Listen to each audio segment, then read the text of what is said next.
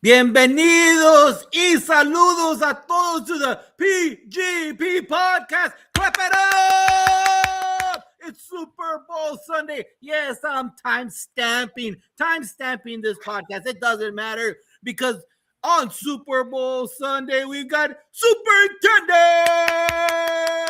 Hey, Josh Tobar, proud principal of Memorial Pathway Academy in Garland, ISD, Garland, USA, ready to rock and roll with you. I don't know. People are used to 5 p.m. Central. We might not have a big push right now, Moreno, because everyone already started dipping their chips. Everybody already, they're getting their wings. They're getting whatever it is on the big day. Exactly. On the big day right there. So when you check out the show, thank you. Thank you very much for being here. Please make sure that you like and share the show. And if you watch it on the rebroadcast, thank you very much. Because you know what? One of those things that we are not guaranteed in life is time. And you're giving us some of your time to making sure that you sharpen your tools, make sure that you take down those notes and become the best version of yourself. Remember that PGP podcast is part of the Fantastic Four Network. Fantastic Four Network every Saturday with Super Saturday with Coach Sean Hurt. If you need someone to help you break down your data, and it's that time, those numbers are going to be rolling in. That's where you set your Title I money there to the side and you bring him in. Doesn't matter what state, doesn't matter what part of the country, he will help you break down your data and find the flaws to make sure that you become the A-rated campus that you need to be. Shika Houston and Tammy Taylor, the doctors, are there to help you out with the culture environment and the person closing off Super Saturday. Who else than El Jefe, Principal Cafele. Principal Cafele are the 3 shows, Super Saturday and us. We are rounding off the 4th with the PGP podcast. Remember, like and share, like it right now. Go down there, like it and share it. Put it out there. Be part of the algorithm because this is free PD. And if you want to be part of the show, trust me, there is no niche. We just don't talk about this. We just don't talk about this. We don't only bring these type of guests. We have everybody. From superintendents today to cafeteria workers, from former students to mayors of cities talking about their educational environment. Everybody's here and you are part of it. Bring that knowledge. So it doesn't matter if you're in Maine. It doesn't matter if you're in Florida. It doesn't matter if you're in Alaska. It doesn't matter if you're in Hawaii or anywhere in the 48. We need you to be part of this. So reach out to this lady over here. Reach out to me. DM us.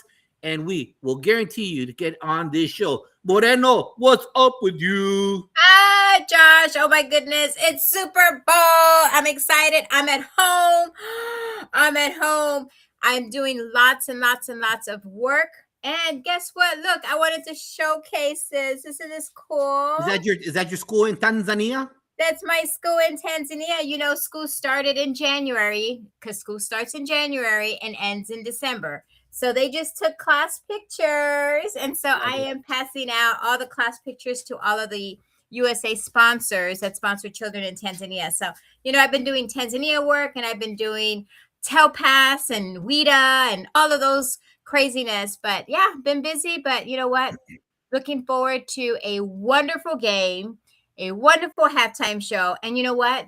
I'm just so glad that we continue. I think, what did he say? I think it was Edwin Garcia said, even on a Sunday, on Super Bowl, we're still on, baby. That's right. Hey, champions never stop, baby. Just like MJ and Kobe, they were the first ones in the gym, and they were the last ones to get out of the gym. And part of that, the Chinchilawa moment today is this. Chinchilawa, our guests are saying like, Josh, Chinchilawa, how do you eat that? Do you sell that in Taco Bell? No, Ben, you don't sell that in Taco Bell. Hey, Chinchilawa, do you put salsa on that? No, Robert, you know that, Robert. You're in Cali. No, Chinchilawa is a Mexican game to where you line up against the wall and you yell, Chinchilawa y arriba, boy, and you run and you jump on top of your grandma. And then the next one jumps on top of your cousin. Then your uncle. Hey, it's a human pyramid until it all comes crashing down. It's all fun and games. Until it comes crashing down. My thought today is this, real simple. Look, right now we've seen the news and these, I don't know about it. I think I haven't seen it in other states, but in Texas, the kids walking out. The kids walking out of school. All right. I don't know if you put it on the chat. I haven't turned on the chat yet, but is that happening in your state? And let us know what city and state you're at right now. Those of you watching. You see, I'm very blessed that this is how many incidents we've had, Moreno. What? Right there, and my school, And my your students are. population. Yes, You I know, know my your population. zero kids have walked out. Zero kids have created any kind of chaos. And the point behind that is not to, obviously, the love and appreciation by the adults on the campus, but the culture. This is why you never let go of your rituals and your routines. And your rituals and your routines are not started in January. It's too late. The horse is out of the barn, out in the Montana prairie, and you ain't catching that horse again. If you know, Joe, you know what I'm talking about. So if you're out there in a campus, make sure that you put those culture procedures in place.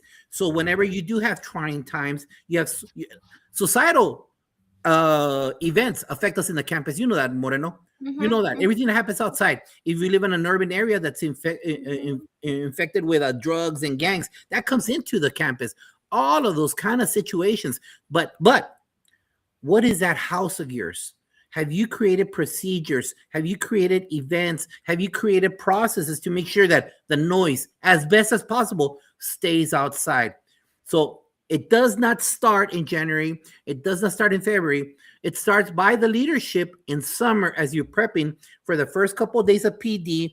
And there you have those routines that work, that didn't work, and you enhance them that way that right now, when the trouble starts hitting, because we know the second Hiroshima is going to drop, right, Moreno, in March during state testing. We're all going to go through that, and that's when everyone gets on each other's nerves. So those cultural aspects begin by the main chair during summer planning, not even summer planning. You should be doing it right now. Yes. As you prepare with the Title I money, because budgets are due right now. You know, budgets are being submitted. And then you start allocating your funds, preparing with a vision, and getting that information from your staff, finding out what's working, what's not working, and enhance it later on. That way that during this time, you don't come out on the news. Because right now, a lot of people in Texas, if you all notice us, there's a lot of things with the governor, with his affiliates under that, kids that are walking out, funding being affected, all those kind of things. I'm not bringing in politics. I'm just telling you that those are the facts that the administration and people on a campus have to face on a daily basis. And the way you could mitigate any kind of long-term damage or short-term damage is by having a culture of love and support and giving your scholars an avenue to vent if they have a reason to vent, whether it be emotional problems at campus or whether it be societal problems. If you provide them with an avenue, they will do you right and you won't come out on the news. What do you think about that, Moreno? That is facts, and more facts. Josh, I can't tell you how many times, especially like high schools, there's a lot of high schools that are walking out and they're saying, we're the ones who are going to vote. We may not vote today, but we're going to vote. But those are great conversations that you can have with, as a principal, as a person sitting in that chair, to have those conversations with your seniors, your juniors, and let them know, look, yes, you do have, and you will vote one day, but how do we get the message? Because them walking out, I mean, the governor's looking at you like, really? Like, what are you really going to do? So, at the end of the day, we want to make sure we empower our kids, but how are we empowering them and how are we helping them understand? Because walking out for them is just another free day, because that's kind of how superintendents see it as well. It's like, you know what? How do we control this? So I think it goes back and it boils down to the leadership of the school, what you just talked about as far as the culture and really, really supporting your kids. Your kids are so smart and they want to do, and they always say First Amendment and First Amendment rights. You know what? I get that, but how do we empower them to actually mean something with what they're going to do? So, Josh, it's so important that you said that. And I don't know, I'm really interested. Does anybody have that in other states? Because you know what? Texas you hear it all the time. I know it's happening in Dallas. It's certainly happening in Houston. Right. And in the end, again, it's not about bringing in politics, but we do face with politics in real life on campus. And when you do walk out, I'm a dad of 3 boys. I want to make sure my boys are safe in the custody, and I'm using that as a term of just control of other administrators. And I want to make sure that they're safe. And if my kid walks out and something happens to him, I got a problem with that. Does that make sense? It's always safety first, because we cannot control how other kids are going to react in the middle of. We've seen that, Moreno. You and I have seen that in the cafeteria. Yes. We've seen it in the cafeteria of a 6A school in Texas, 3,000, 2,500 kids. When chaos starts, it burns like this, just in a blink of an eye. Oh my God. The kids that don't want to get involved, what happens? they get involved by proxy. Yeah. So safety first, safety first. Let's keep that in the back of our minds. But you know what? Keeping in the front of our mind are our awesome panel of superintendents. And we're going to bring them on the call right now. And if you want to see our past 2 other shows of the Superintendent Roundtable, go back to episode number 8 and episode 57, where we have superintendents from across the United States ready to learn from them, because you know what? They see the big, baby. They're on top of the big mountain, and they're seeing everything around them. So these guys bring in the receipts, they bring the knowledge. And panel, muchas gracias por estar aquí hoy on the PGP podcast. Moreno, stick on Super Bowl weekend. Okay, I want to make sure we have the superintendents on Super Bowl weekend. So I am psyched. I am super excited. And you know what? I may not be a superintendent, but let me tell you, I shadowed one when I was getting my superintendent certificate. And so just for that week that I had, wow, the stuff that you guys do is just incredible. So I'm super excited to hear from all of you guys today. Aaron, I'm going to start off with you since you're to my right. I'm going to give you some questions, guys. So it's going to be the same for all of you. But Aaron, let's start off with you. Can you give the audience a brief background on the different roles that you've served while in education, and which one was your favorite and why? And just tell us where you're chiming in from. Yeah, so I'm coming from Tiffin, Iowa. I'm the superintendent of schools at Clear Creek, Amana. It's on the southeastern side of the state, right next to the University of Iowa. My house is literally 10 miles away from Kinnick Stadium. So nice. I'm in the middle of my 25th year in education. All of those have been in the state of Iowa. 8 of those, I was a teacher and coach at both the high school and middle school levels. I was a 7th, 8th grade science teacher. It was a lot of fun. It took a conversation from our middle school principal at the time to kind of move me into leadership. And that's how I progressed into getting my principal endorsement.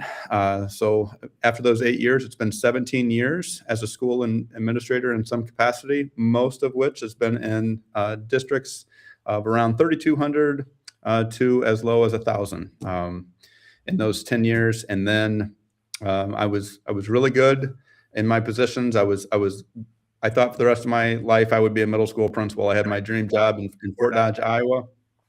Fast forward to a day, superintendent of schools came in and said, "Hey, I'd like to move you into a central office role." That was a Friday afternoon about 1 o'clock, and he gave me until 8 a.m. on Monday to give that decision. Talked to my wife, said, I think I'm ready to take the leap. And I didn't have my superintendent's licensure at that point. So then I decided to go to Drake University in Des Moines, Iowa, get that. And first superintendent job I applied for, I was fortunate enough to be able to get it. So very excited to be in my role. Again, started Which was your favorite? Is being a superintendent your favorite now? I gotta say yes. I'm still learning the job. It's year one. This is my 3rd year in a central office role, but I was being the backup quarterback feels much different than being the quarterback. I say that all the time. It's all about the systems though and the people you work with. I was blessed to be in that role, and I'm definitely blessed to be in the role I'm in now with all of the great support I have. So. Well, congratulations, sir. I appreciate you being here today and looking forward to a wonderful conversation. Ben, how about you, sir? Can you tell us a little bit about your background, the roles you've served in education, and just remind everybody, where are you calling in from? Well, thanks again. Thanks again, Marie. Thank you, Josh. Pleasure to be on, especially with some great panelists here. And happy Super Bowl Sunday to everybody. Yes, Ben Gilpin. So I am currently in Newaygo, Michigan, which is about halfway up in the state. So I wouldn't necessarily call it up north, but it's definitely not down south. I've had the journey of being 10 years in the classroom. I was a 5th grade teacher at my alma mater. Then I transitioned and I became a principal in another district. I was there for 13 years. And then I have moved up to Newaygo, Michigan, and I am currently in year number 3. For me, educate at every single spot, there's been so many things that I've loved about it. And my good friend, Jimmy Casas, told me years ago that the best time to look is when you're loving life. And he said, people, you just look different when you're in a good spot rather than being desperate. And so I took that advice after finishing up year 10 as being a teacher, and and threw my name out there and became principal. And then once my son graduated high school and moved on to college, I thought, you know what, here we go again. So I just a shout out to Jimmy Casas for giving me some great advice a long time ago. Awesome, awesome. And did I catch which one's your favorite role so far? Well, I think, at every point, you love that role. The principalship for 13 years that's where I was the longest. Right now, in 3 years as being a superintendent, I do love the role. There's different challenges to each role. I would simply say the part that I loved about being a principal was the opportunity to be around the kids and be really super involved with the kids every single day, whether that was on the playground, whether that was the drop off and pickup. So it's right now, I love being a superintendent. I'm still getting to know the role. Yes. Awesome. And I certainly understand being a superintendent, you're in charge of the whole enchilada is what they call it, right? The whole thing. And when you're a principal, you get that connection, right? Where you drop off the kids and you, they bring them back to school the next day, and it's that relationship. It's a little tighter, a little closer. So I get it completely. Thank you so much. How about you, John? Yeah, thank you. I am really humbled to be on here with such a great panel, and I've watched a couple of your shows, so thanks for allowing me to be on here.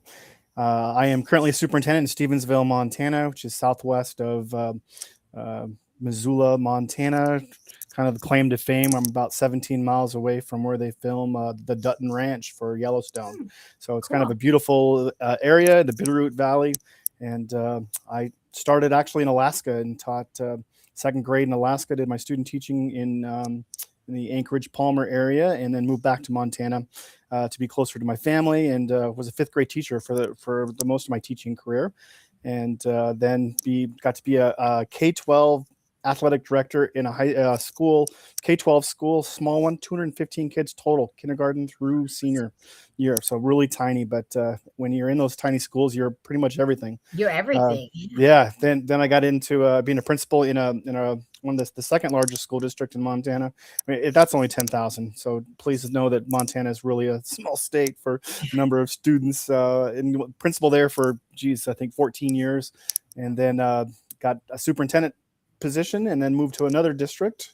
Got closer and got remarried, and live now in Hamilton, but in Stevensville. And I would say my favorite position, I do like the position I'm in now, but I got to go back. I keep, telling people I'm gonna end my career teaching.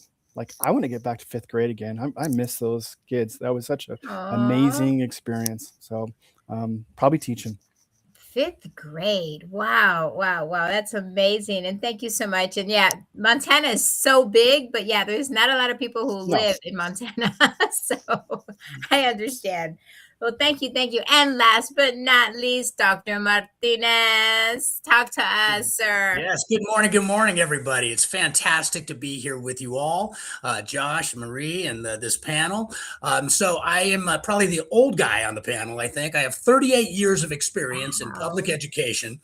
I actually grew up in Southern California, went to Northern California, went to school at UC Davis, and became a school psychologist. So I entered the Fairfield-Sassoon Unified School District way back in the 80s as a school psychologist, and spent 16 years doing school psychology work. And I did it differently, right? We really were trained at the point not to be psychometricians, but to really get in. And I had the privilege of working with thousands and thousands of teachers in the classroom, working for students and their families, and did that for half of my career. Then became a assistant principal and principal. I was a principal of a 4-track, 1,200 student year-round elementary school. And so that just kept going and going and going. So the 2 years that I did that felt like 8. But it was beautiful. It was really beautiful.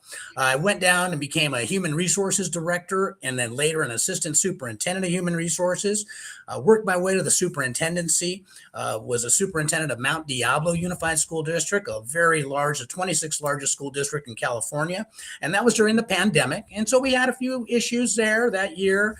So I actually left that superintendency and became a charter school executive for a group of charter schools.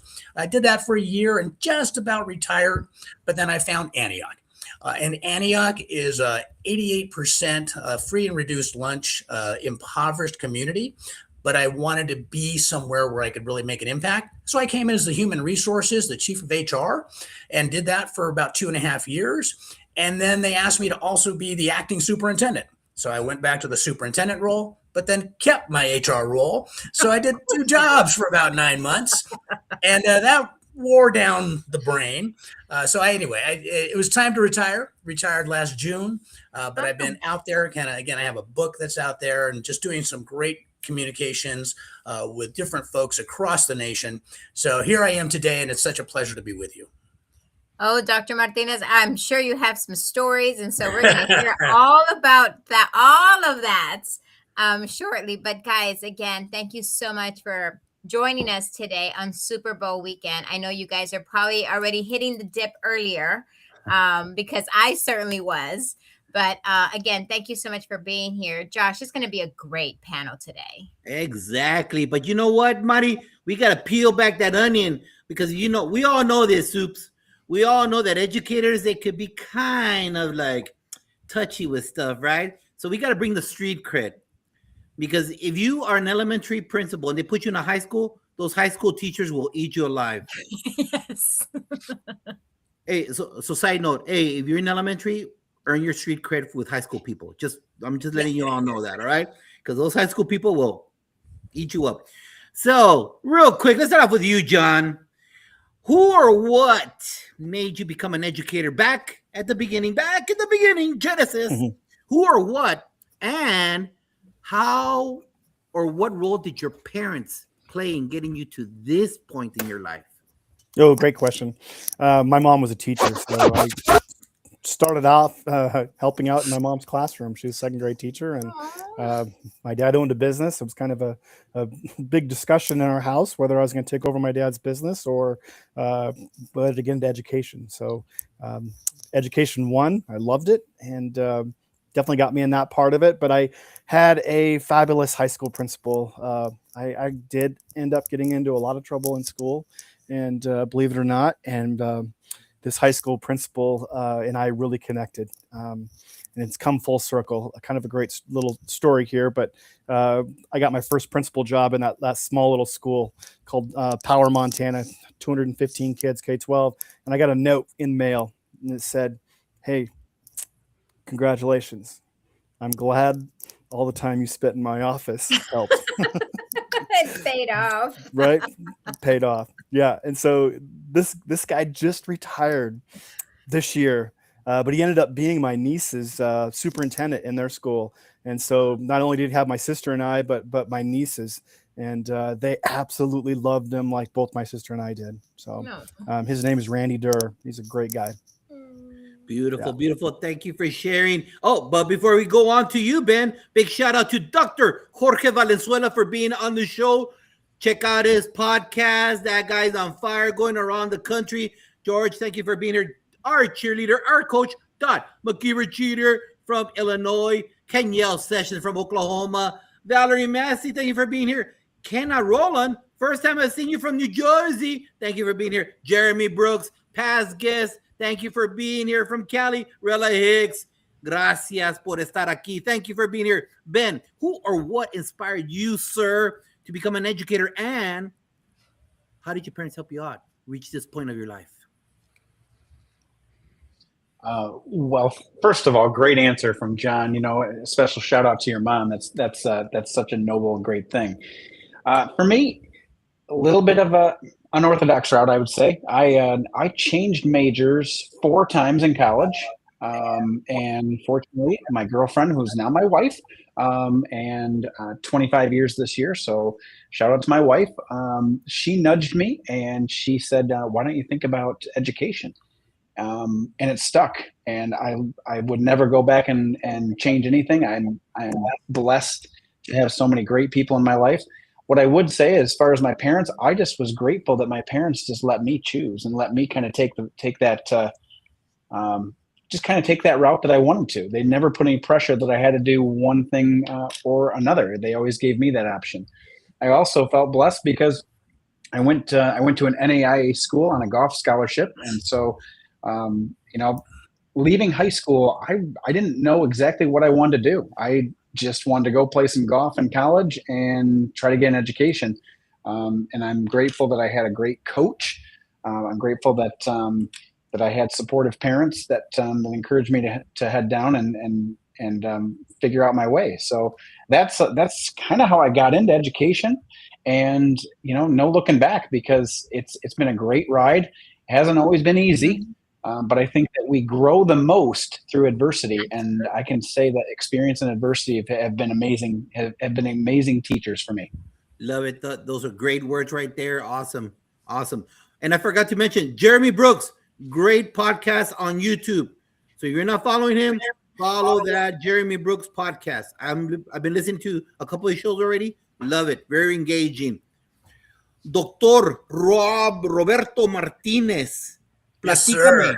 Platícame.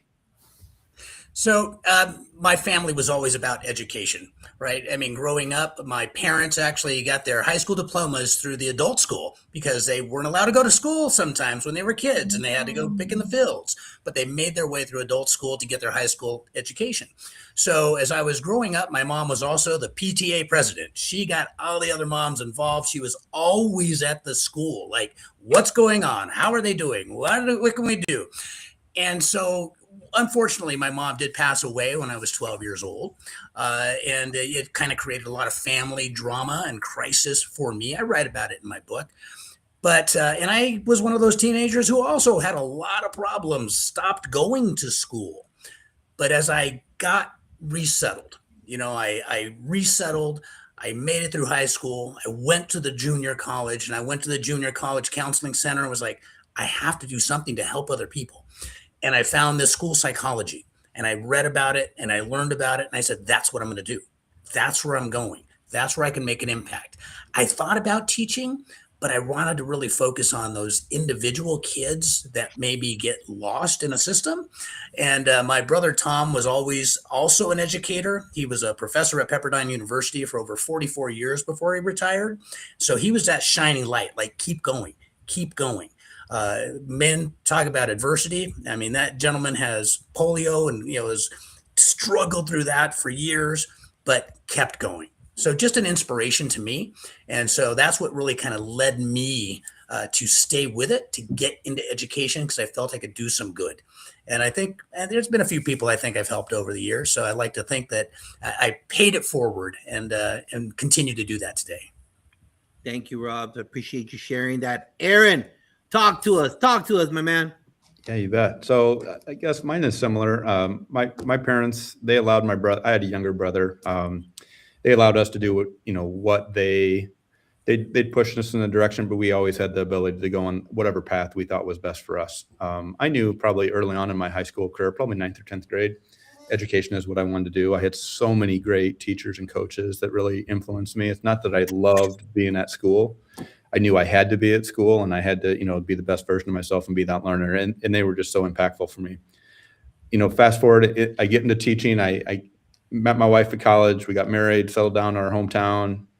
It's that same path. There's so many people that impact you when you get into the role. I would still be a teacher and coach because I love that work. You talked about being able to make an impact on kids. I would say, at any level, being a teacher. And then if you add that coaching piece, there's just so many dynamics to that. But then as you progress, like I referenced earlier, a building principal having that conversation with you, hey, have you thought about this role, this change, or to go into this style of leadership, being a team leader, those different things. And then when I got to that role, people pushing me to do the next thing to get to that next level. So I've had a great 25 years. The only part, I have 3 children. Not one of my children went into education. That kind of breaks my heart, but they all went into some type of service. They're just getting ready to graduate. They didn't go into education, but they are in service, which is important. Love it. Thank you very much. Great role models in your families. You could just hear that coming out of the love, the compassion you have within. Muy bonito. Muchas gracias. Moreno, stick. Oh my goodness. We're going to get to the good stuff, guys. We're ready. I'm going to start off with Dr. Martinez. So this is going to be your first. You're going to set the stage for everybody. Okay. But put your thinking hat on back when you were a principal. Okay.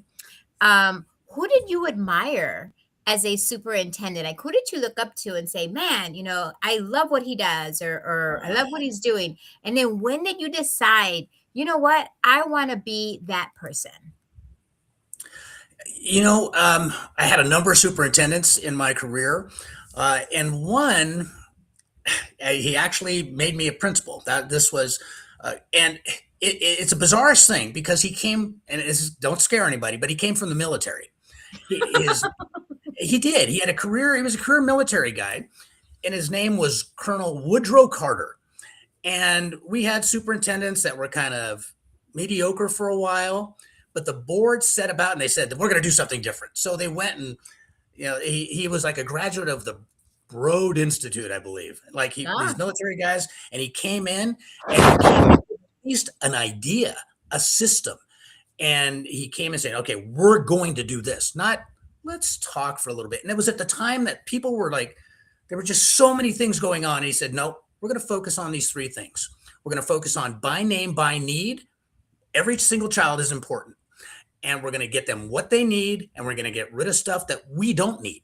And he really kind of realigned the district. Now, Colonel didn't make it more than a year and a half in our school district.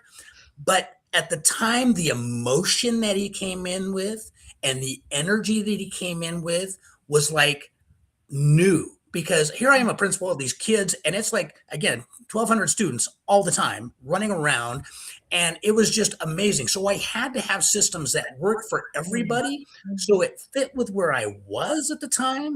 Like, no, we're not giving everybody a choice because we'll be here all day figuring out what we're going to do. We need to make some choices and have systems that are going to help coordinate everything. So that coordination, having a plan, like I said, some people didn't like him because they didn't get a lot of choice. But for me at the time, he had a plan. And I was ready to take some hills with this guy. I mean, because it was like, I'm ready to go. Let's go take care of it. Let's go solve some problems. Let's take care of the kids. And that was his focus. So I'm not sure where he is today, but Colonel Woodrow Carter definitely inspired me to take care of problems. Awesome. And was that during the time when you said, I want to do this too now? I want to be that colonel.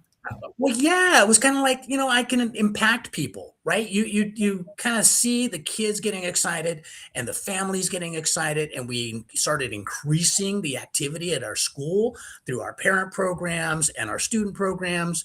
And we actually created a program at the school site called Project High Hopes, where I engaged all of the support staff into becoming like service providers with kids. So we had secretaries doing reading with some of the kids. We had custodians, showing some workshops on how to, fix things. And it was like, we engaged everybody in the community to kind of coordinate things for kids. And I thought, I don't have to do it all.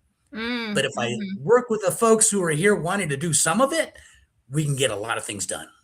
Awesome. I think you're going to have an opportunity to expand on that or go in a different direction, because there is a question that leads in that direction. So hold on to that thought, sir. How about you, Aaron? So I would say when I look at a specific superintendent I look up to, I didn't have one. I would say I've had 5 different administrator jobs in 4 different districts, and I looked up to each one of those people. But at that time, I had no aspirations to be a superintendent. I loved my role. I've always been kind of, be where your feet are type person. And that's the way I looked at it. I was blessed with superintendents that if I would come to them with a problem or a need, they would help me problem solve. They couldn't always say yes, but they would talk me through why they couldn't say yes if that was the answer. And I always highly respected that. The question, when did you decide you wanted to get into that role? I kind of referenced it in one of my answers, but I had my dream job at Fort Dodge Middle School. We had 1,200 students. We were the 3rd largest middle school in the state of Iowa. I was happy. And it was in year 4. My first year was the COVID year. We were able to get through that. And you feel like if you can get through that, you can get through anything. Yes. I referenced, out of nowhere, we had a new superintendent.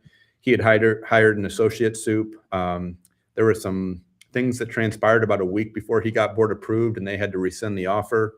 That happened on a Thursday. Everybody was kind of wondering what happened, and that's when Mr. Porter at that time came into my office and said, "Hey, this is the direction I'd like to go."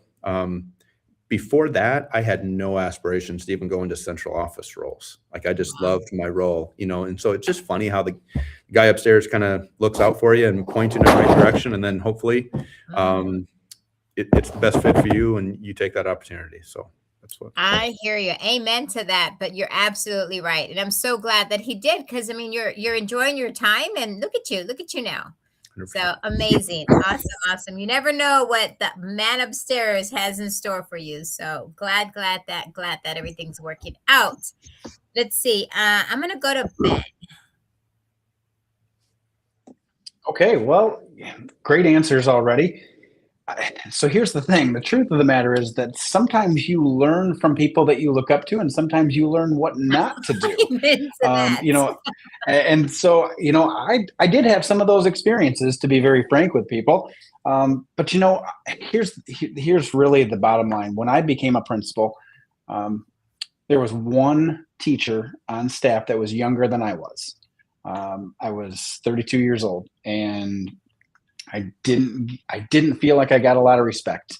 My first year to year and a half, I felt like I was getting my butt kicked. And I still remember the day. I was sitting in bed, and I decided on a whim I was going to jump on Twitter. And I decided I was going to try one of these things called growing my PLN. And I am so grateful. At the time, I reached out to Kurt Reese. Kurt Reese, shout out. Kurt was a longtime principal in Wisconsin. And then from there, I got in contact with Jimmy Casas, Tom Murray, Dan Butler, Joe Sanfilippo, Joe Mazza, Eric Scheninger. And, I started to build a PLN, and it started to give me this feeling that I was not on an island. And sometimes in leadership, there's two things, right? There's isolation and there's loneliness. And I feel like loneliness is a choice. Isolation is going to happen. So I'm okay with being a little isolated, but I'm not okay with being lonely. And so having a PLN and having people that I could lean into, and they could encourage me, they could challenge me, they could help me grow. I'm grateful for that, that when I took it on a whim back in 2012, 2013 to grow my PLN, that there were so many people that grabbed onto me and lifted me up. That was clearly a turning point in my career. And my second year was going pretty rough, but I can tell you by year 4, year 5, I felt like I had turned the corner and things were going great. And I'm very grateful for my PLN. I can't tell, Josh. Isn't that what we say all the time? We talk about growing your PLN, using this media stuff here to grow, to connect. It is a lonely job, but you have to be able to connect with others. I think we just need to coin what you just said, and just kind of wrap it up and sell it. Because let me tell you, we've been saying that over and over again, but it's great to hear someone who actually experienced that and has really kind of blossomed into, look at you, you're so much happier and so much better when you have people around you who can support you along the way. So awesome. Thank you so much for sharing that and being so open to share.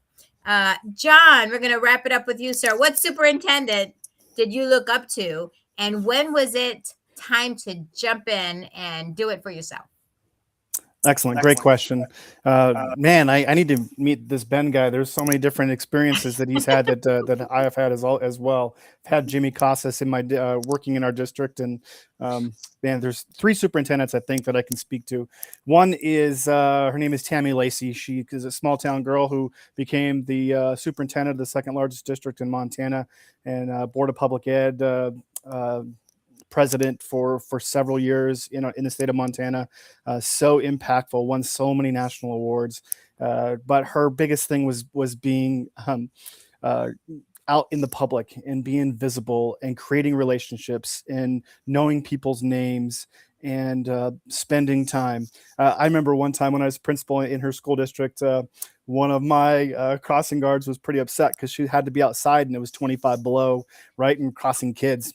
And she made a comment on Facebook. Next day, the superintendent was at my district at the crossing guard with coffee, right, and talking with her, and it was awesome. And it wasn't a disciplinary thing. It was like, I'm with you, I'm alongside you. And I'm like, man, that's impactful. And so she was fabulous.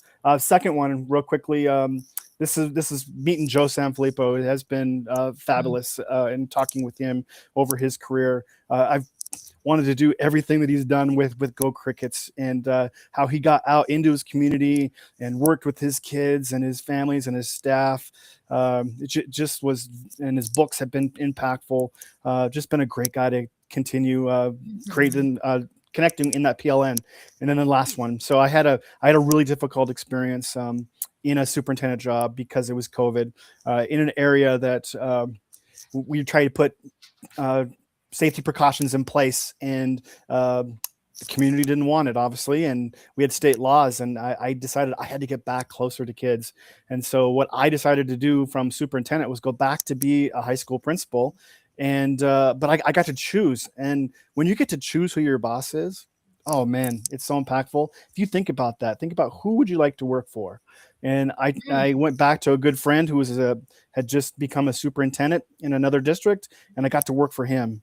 And just the fact of you getting to choose who you work with as you get older in your career is really important, because it's all about the people you work with, and the connection and power of being able to work with the community, just like him, has been something that I've tried to inspire to do. He was the NASP president for a couple years after, or right before he was a superintendent. So his name is Dave Wick. So he's been a fabulous guy, mentor.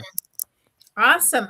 Thank you so much. And it sounds like you guys all had this incredible journey in getting to where you are today. And Josh, this is just amazing. I mean, the stories are just incredible. Exactly. And welcome to Jefe, Principal Cafele. Thank you for being here.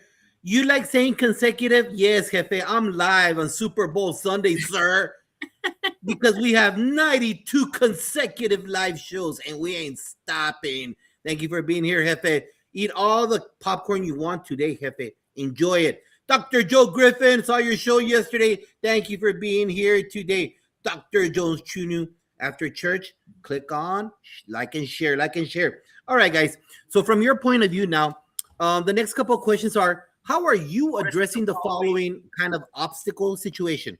So how are you addressing, number one, the teacher shortage? We know there's a huge exodus. I just filled in my last slot 2 weeks ago. So I've gone the whole year in a little school. I can't imagine Montana. I don't know where you're going to find people in Montana. It's hard. It's difficult. And this is Texas. This is a DFW area with a lot of educators. So how are you finding or addressing the shortage? And part two of this question is, we know that a lot of our brand new team members, they're not going through the traditional route like we did. We didn't do the college, student teaching, observation hours. Then we go through the interview committee. Right now, hey, sometimes you got to pulse. Come on, baby. I'll coach you on this way. It's hard to find people. They're alt certs, just like Mari. Mari was an alt cert, alternative certification. So question again, and I'm going to start off with you, Ben. How are you addressing the teacher shortage in your part of the world? And once you do get these alt certs, how are you supporting them? Because they never went through the pedagogy. They didn't have the joy of Marzano like we did. They didn't have the joy of all these other people. So how are you addressing that? Great question. And I can't wait to hear all the variety of different answers that are going to come from the panel. I can tell you, I'm going to start with a little Roy Kent. So Roy Kent from Ted Lasso, don't you dare settle for fine. So the first thing that I tell all my department heads, all my principals is, we're not going to settle. Yep, there might be a shortage, but kids deserve the very best in front of them. So the first and foremost, we're not settling. Second of all, we have built in where we have what we call permanent subs at each level. And even even we have permanent sub bus drivers. We have permanent subs that are even in our food service. So we have permanent subs throughout the district that essentially are part of our staff. And that gives us a little bit of flexibility when we have teachers that are going to miss days, and that's bound to happen. The next piece is that we do partner with, we partner with a lot of different places, but one in particular is called Talent Together. Talent Together is, we actually have 3 teachers on staff from Talent Together, which is a little bit of a, different route to getting your teacher certification. But then on top of that, the other piece is that I've really encouraged my principals that get out and go to colleges, try to get student teachers. Just 2 years ago, I actually went to Michigan State for their teacher, basically the day where you're going to meet all the teachers or all the potential teachers. And I was the one standing there. And I got to tell you, the amount of teachers that came up and said, "Oh my goodness, you're the superintendent." So you have to put your money where your mouth is. You have to get out there and do it yourself. And so we actually have a person. She's in her 2nd year right now. She's teaching 1st grade at Newego Elementary. And 2 years ago, when I was at Michigan State, I met her. I gave her a business card. I put her in contact with our principal, and boom, hired her. And then to answer your final question, I really think that and this is a conversation I've had with each of my building principals, is the importance of strong mentorship. Mm-hmm. Now, on the surface, that is going to sound like that's an easy answer. The problem is I've been in education long enough to know that there's a difference between purposeful and intentional mentorship. Mm-hmm. And there is also just checking off the box that you have a mentor. So I've really been on top of my principals and saying we have to be purposeful and intentional, and we have to. And I've also shared the data with them, because the data says that we're going to lose new teachers within 5 years. And I said, let's not let that happen on our watch. So they're very aware of the data. They're very aware of they need to be intentional with that mentorship process. So that's what we're doing up in Newego. Appreciate you, those thoughts, those ideas. Big shout out to Da Costa Ajito from Ghana. Yes, my brother, there's a big game here in America, and I had to change the time because normally he watches the shows like at 11 o'clock his time at night. Hey, Da Costa, I sent you something in the mail. I don't know how long it takes from Dallas to Ghana, but check. I don't know what mail. I'm ignorant. I don't know what mail looks like in Ghana, in your city, your home, but keep an eye on in the mail. I sent you something last Saturday. I haven't gotten the postcard I sent to myself from South Africa to Houston. I still haven't gotten that, and I went in November. Da Costa, expect something in the mail from Dallas, all right? All right, Aaron, talk to us. How are you addressing the shortage and the outserts?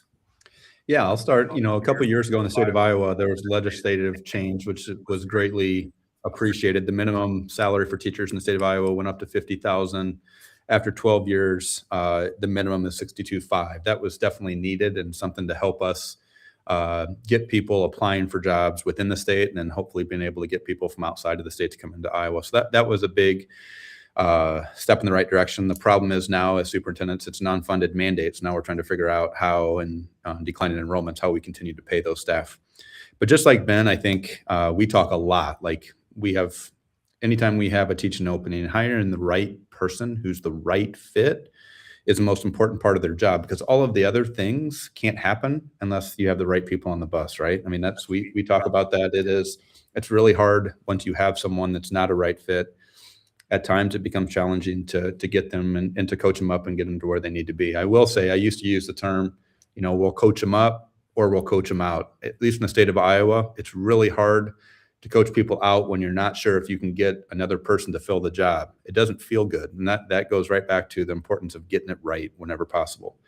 I'll say at Clear Creek, Amana, being so close to the University of Iowa, it's been a relief for me. I came from the northwest side of the state. We were about 60 miles away from Ames, Iowa, where Iowa State University is. But being next, and so we had a hard time filling positions in Fort Dodge. At Clear Creek, Amana, I'm blessed. We don't have that problem. We have people sending resumes before we have positions, which is really unique to me. Mm-hmm. But it is something. I mean, it's a great problem to have. Location, I think, is key. It's something you really can't control when you take a job. You're going to take it for a variety of reasons. But at CCA, we don't we don't have the issues like a lot of districts across the state. And then getting to, the big piece for me, one of the things we talk about obviously is being able to recruit appropriately and fill the positions we need.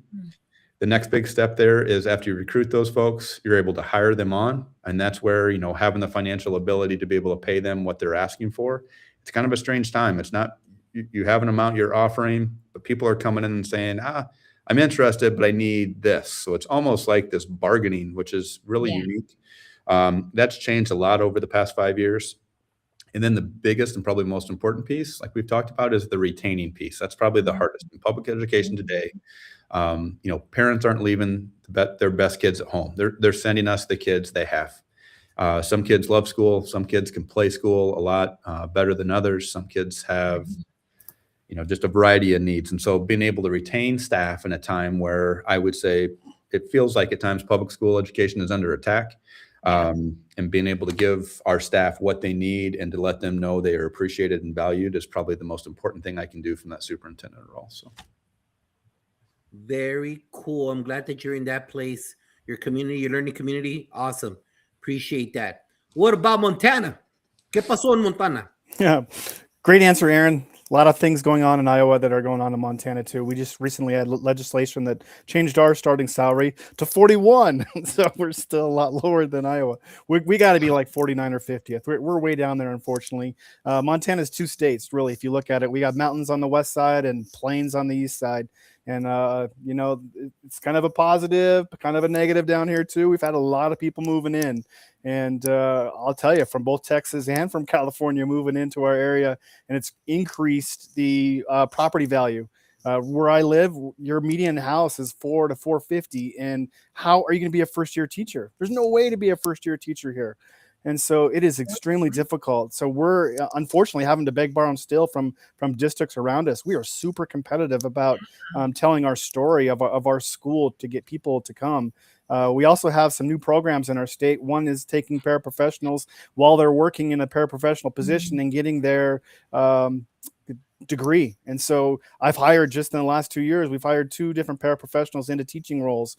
The other thing is knowing your college people well. Like Montana is so small. We got 2 big colleges, Montana State, University of Montana, and then we got a whole bunch of smaller colleges. But like knowing those people in the education departments. I just hired one mid-year here just because I had been talking to the dean of education in University of Montana, which is only 25 miles up the road. And we were able to get a teacher that's different type of certification.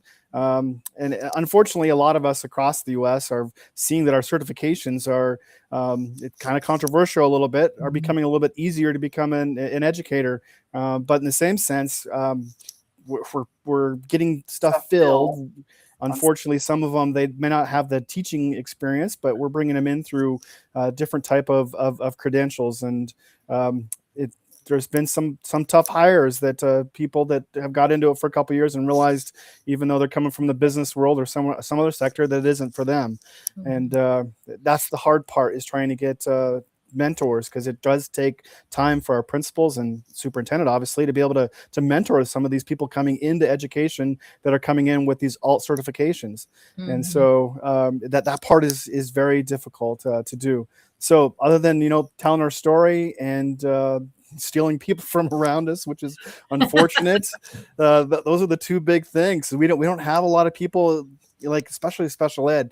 OPI has all of the different listings for openings on it, which is Office of Public Instruction in Montana. And our openings have just skyrocketed over the last 5 years. And special ed has been the hardest thing to fill. There's no one coming out of our colleges that have special ed certification. So we're having to take teachers and get them and asking them, hey, can you work towards getting that provisional certification to cover that position? And that's been very difficult too. So that's another way, I guess, we've been being able to fill those positions. Wow. Yeah. There's no words. I where are you going to find them? Exactly. Just for clarity, did you say a home in Montana is 400,000? Oh man, you got to see the Bitterroot Valley down here. Check it out. It's us and Bozeman and Kalispell. Those are the 3 highest areas, and it is. But Bozeman's even higher than us. Hold on, brother. $400,000 from Montana, a house in Montana, Oh yeah, this And on the west side. and then The you what- guys paid the educators 50,000. 41,000. It's 41. 41. I wrote it Yeah. down, Josh. I wrote it down. Yeah. You have to look at this area. Montana real estate just in the last 5 years since COVID, man, has skyrocketed on the west side of Montana. Wow. Yeah. Wow. Okay. I thought we had it bad with people coming in from California here to Texas. Wow, you guys, amazing.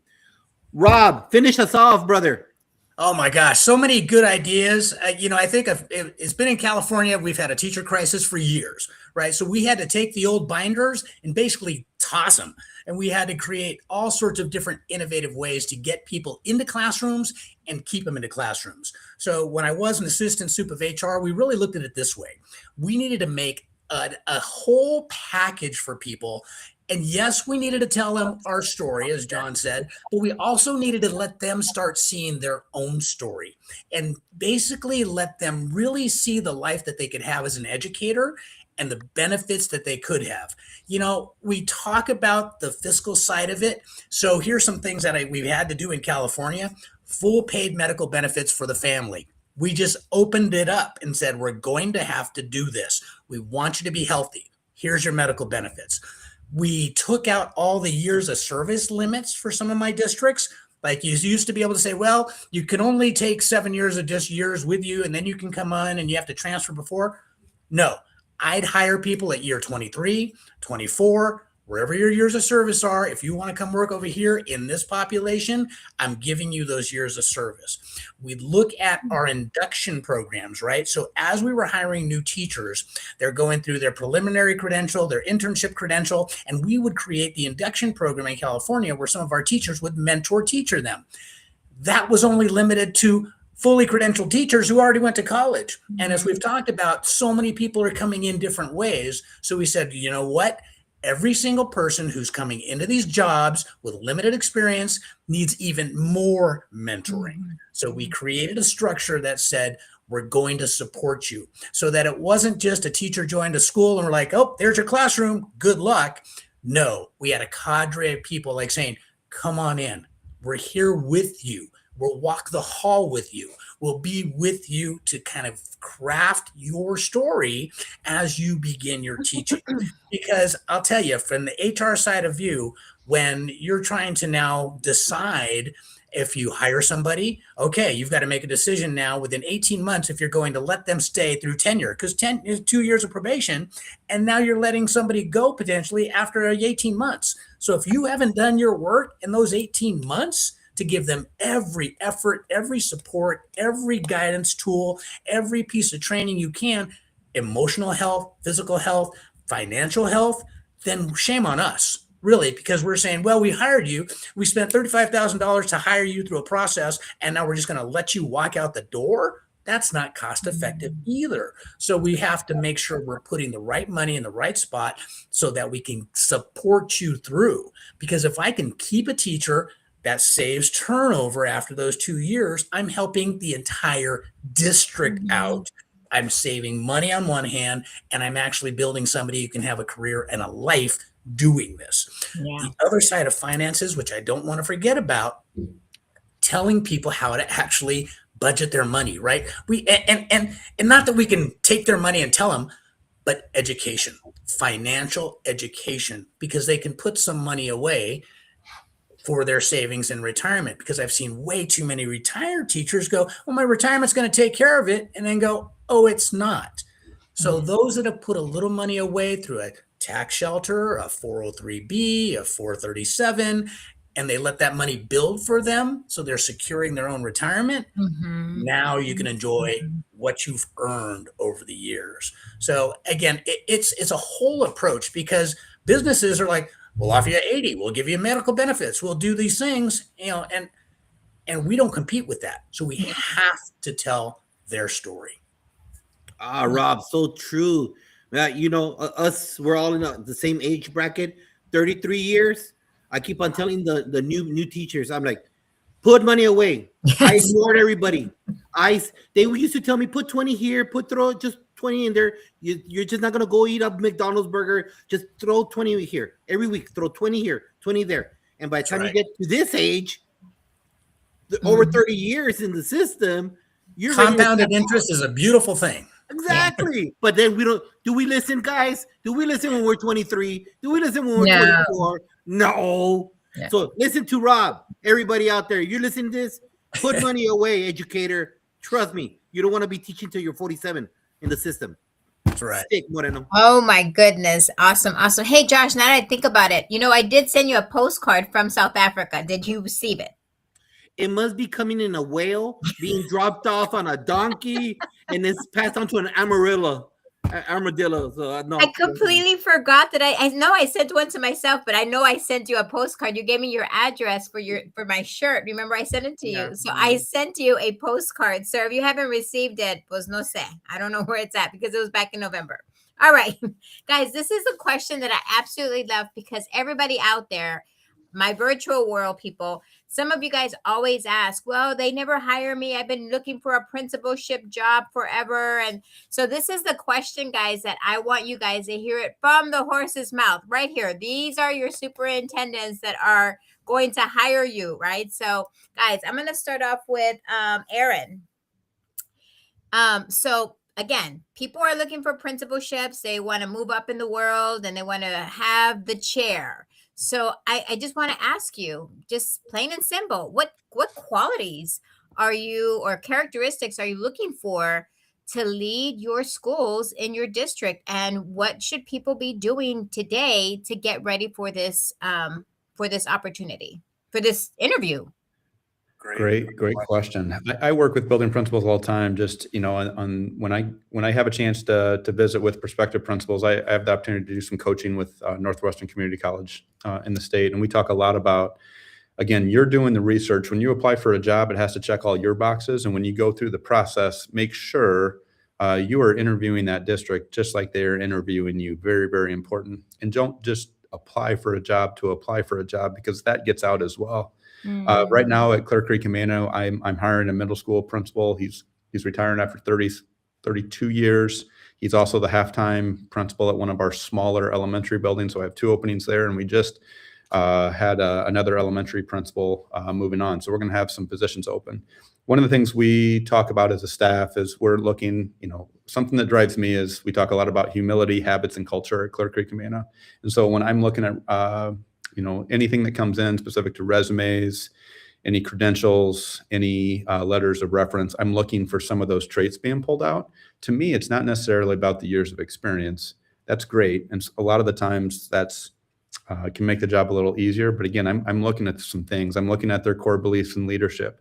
I think that's always important to note because again, if you list your core beliefs of leadership and you're applying for jobs and you don't get that chance to get to that next level or get to that next step in the interview process, that's probably a blessing, right? Because if your leadership values and the way your core beliefs, if they're not aligned with where you're potentially going to, that's not going to be a good fit. And that's really important to recognize. Awesome. Good advice. And thank you for sharing. Let's go to John. Oh, you're going to hear a buzzing in the background and my dog. So unfortunately, we are creating some dips for the Super Bowl, and it seems like there is some smoke. I might have to go check it out. Okay. Oh, it's off. It's off. Okay. Okay, it's good. It's good. It wasn't too bad. Let's go. All right, let's go. All right.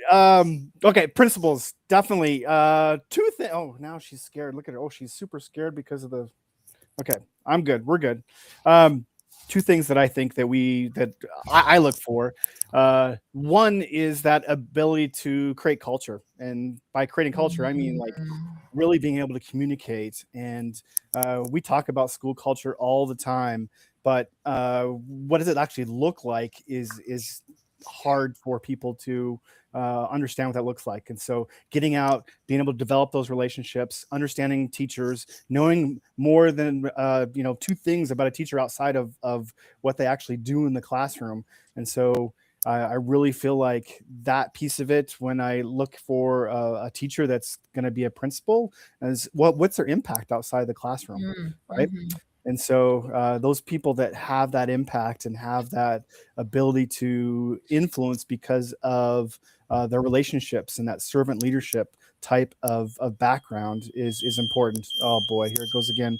I'll hurry. And the second thing that I look for is an instructional leader, someone who has been like an instructional coach, but knows instruction well and knows how to motivate kids and understands how that instruction impacts everything. I'm going to get off now while this. Go take care of what you need to take care of. You go get that fire extinguisher or something.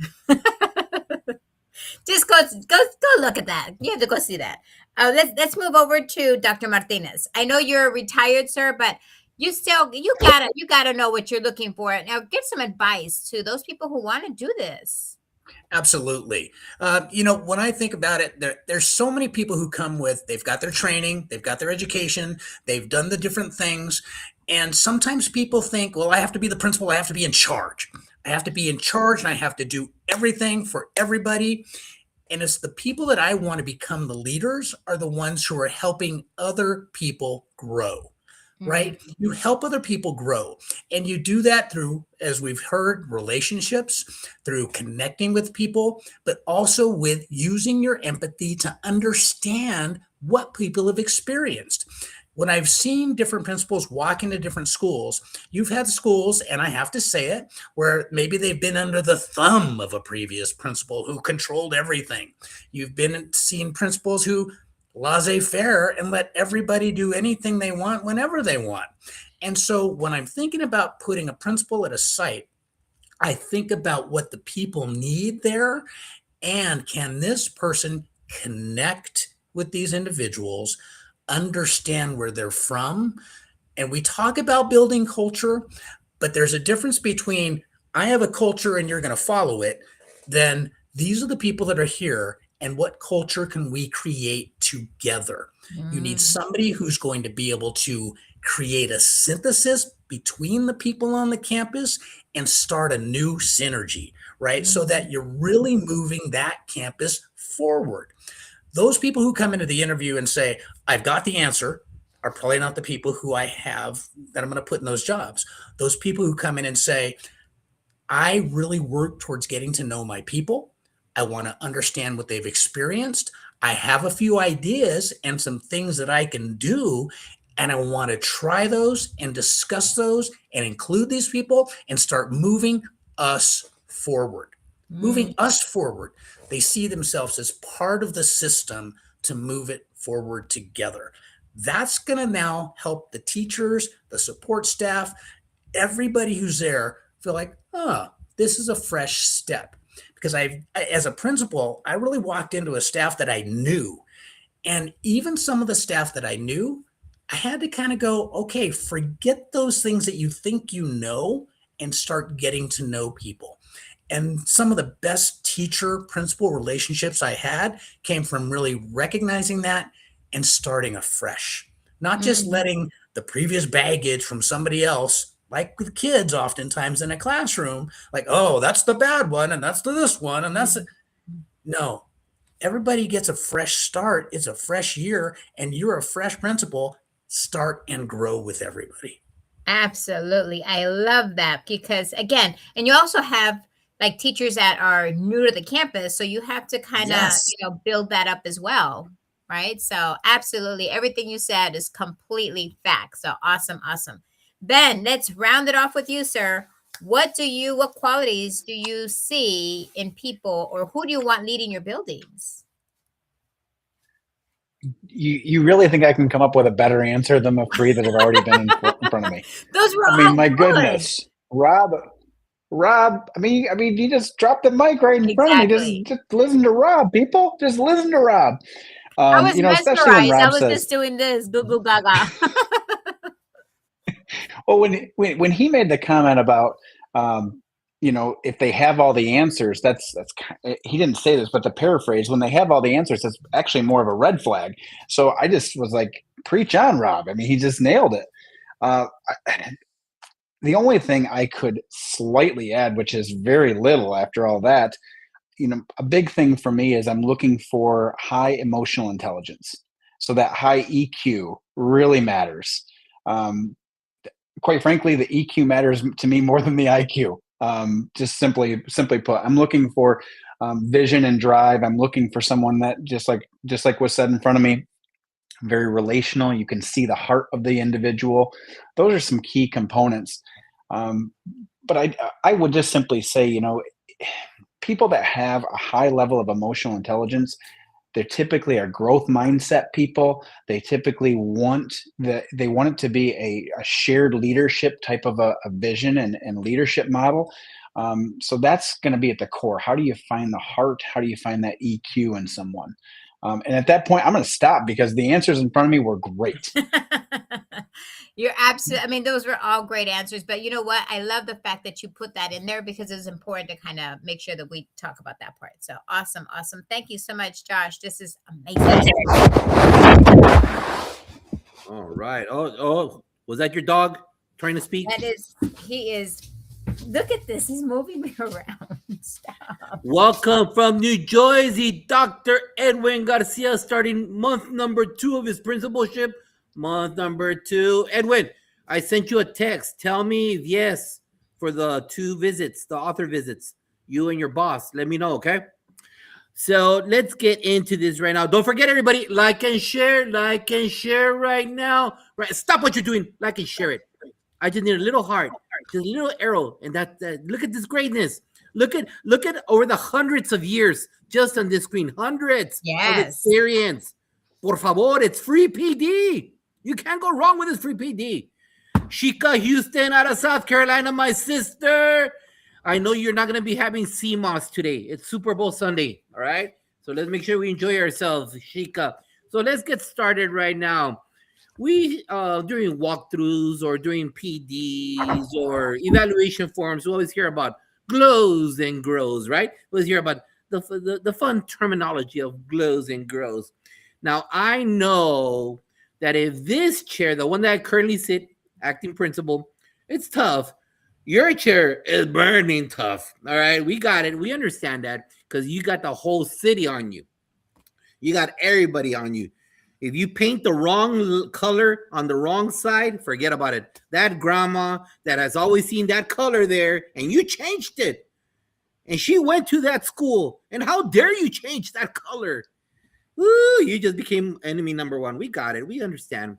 But you know what? There's a lot of joy. There's tons of impactful moments that you, as an educator, because our job is spiritual. You cannot sit in your chair without having something that's tied to something bigger than you, because you are truly affecting the future leaders of this gorgeous country of ours, this beautiful melting pot. You have a vision to ensure that your community is the best version of itself. You are sitting there ensuring that those scholars get the best of what you bring to the table. So I like for you to share, because a lot of times when we hear about your chair, we don't hear a lot of positive stuff. We don't. We hear the drama. That's all we ever hear about Soups, drama. And it stinks, because until you walk their shoes, you don't know what they have to deal with, especially the background. I could say that. You guys can't say that. I could say that. You don't know about the background noise that goes with board members and their family members and all that stuff. I could say that. They can't. So I could say this. Please share with the audience. Hello, Dr. Jones Chunu out of Oklahoma. Please, I'm going to start off with Aaron. Aaron, tell the audience, and I'm sure you have tons of them, but as a soup, all right? Let's go to the panel. Tell the audience one great moment that you had a soup that you're like in the middle of whatever, insert your whatever. And you're like, yeah, baby, that's right. I got that flag. I got the flag. I got my bandera. Boom. And I planted and I got the gains. I got the success. What event did you say, there we go. That's my vision right there. This came to light. This was great. And a piece of advice for a future, someone that's a principal right now that has a superintendency that wants to apply, you want to give them a heads up. Like, bro, lady, don't do this kind of thing, right? So you know what I'm talking about. You know what I'm talking about, all right? So, Aaron, one awesome event that you as an educator faced, and one heads up for the people. I don't think I have one. I mean, I started, this is year 1 in this job, started July 1st. I came from a unique situation where my predecessor was let go or moved on mid-year. So there was an interim superintendent. There was a lot of things that needed to be adjusted. And I think I was hired not because of my credentials. Of course, there were, I'm sure, a lot of applicants from across the country that applied. It was all about a leadership style. I mean, without them telling me directly, that's the only rationale for me to be in my seat. We've talked about servant leadership in here, but I think what got me, so the Clear Creek Amana Community School District, we make up 2 different counties in 5 different communities. We make up 180 square miles.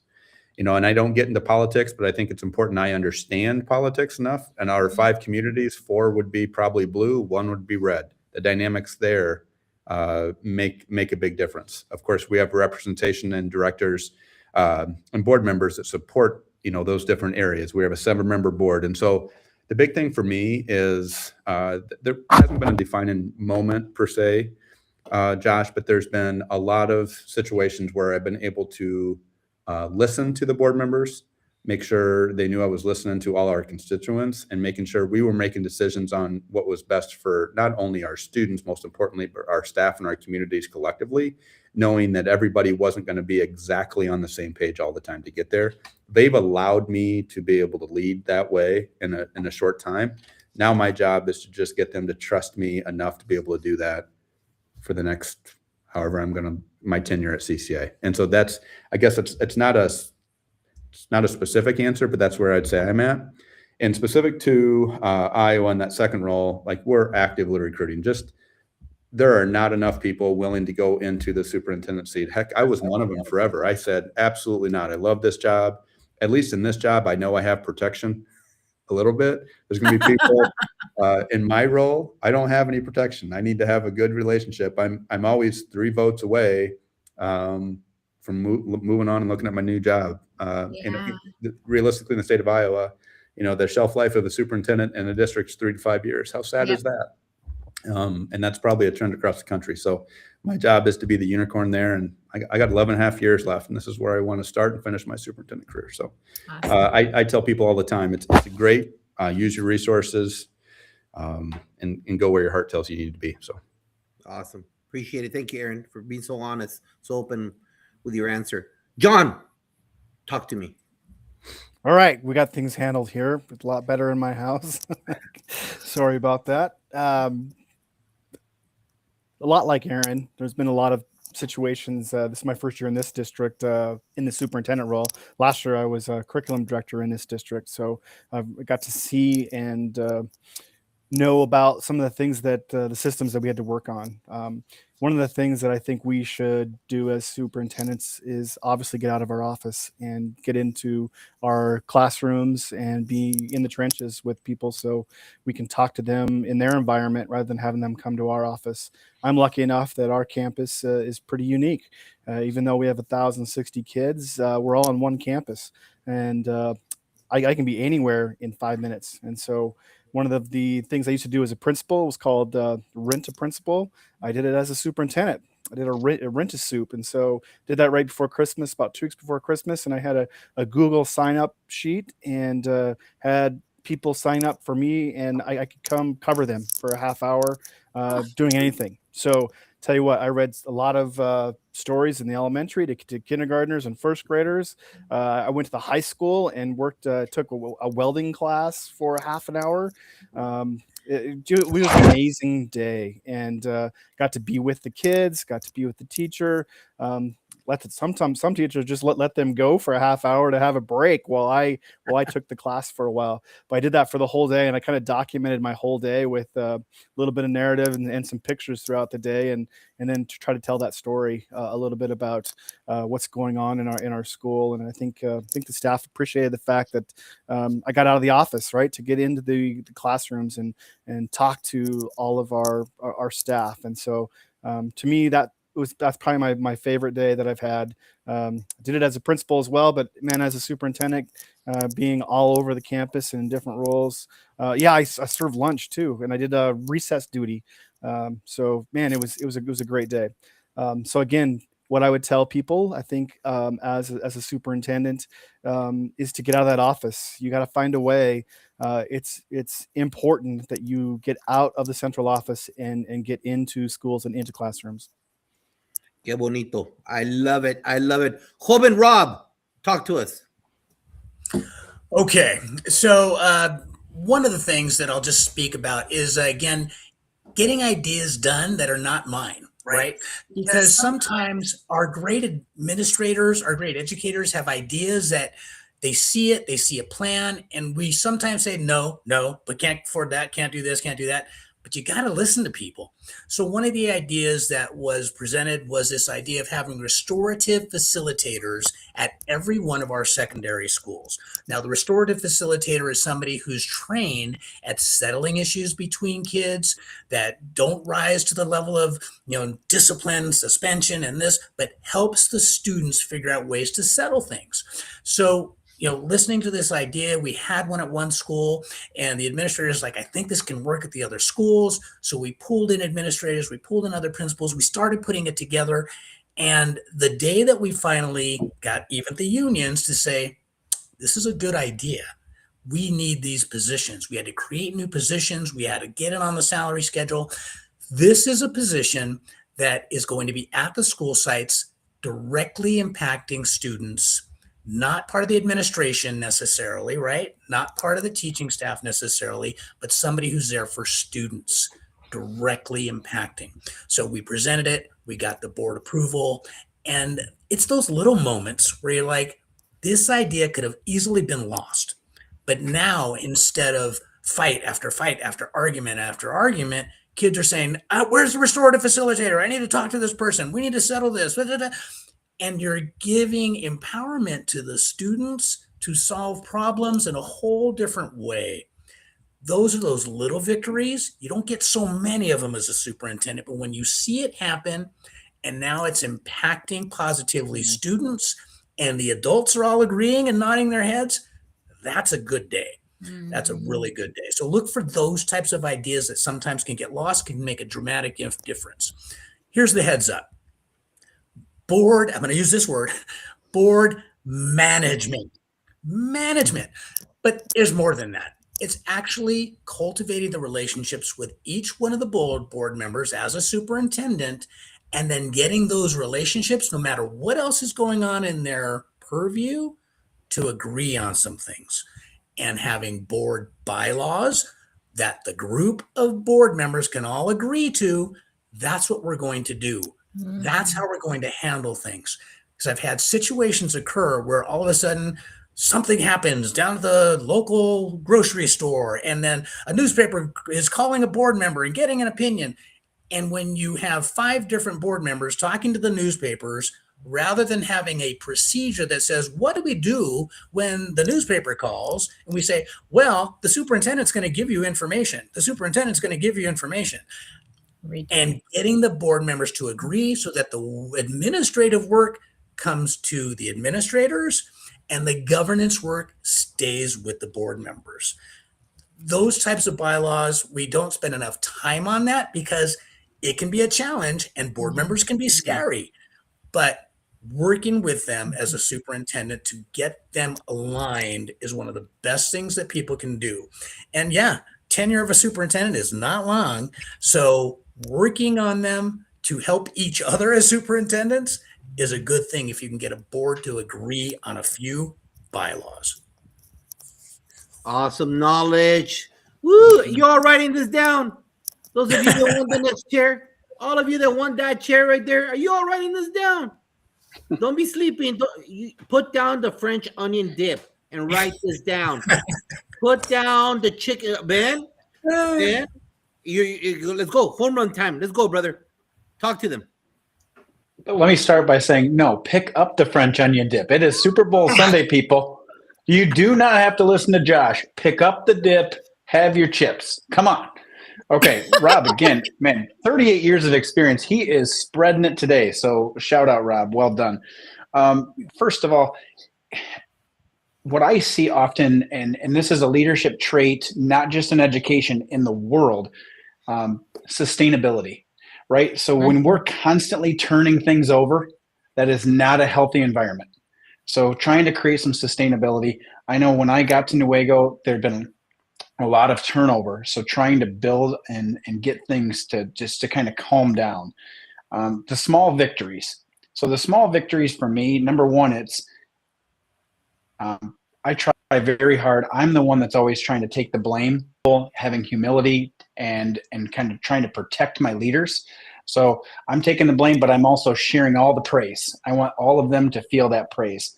To me, I feel like that's just a sense of leadership where I'm not looking for the limelight. I'm not looking for all the glory. I want my team to feel that and be lifted up, because I think rising tide lifts all ships. And then, as far as the advice piece goes, if I was going to be talking to an or any principal, but I'm going to say specifically to an elementary principal, I was a 13-year elementary principal, and I heard over and over and over again that superintendents come from either central office or the secondary level. Now, I realize that that's not everywhere, but I do realize that there's probably a trend in that direction.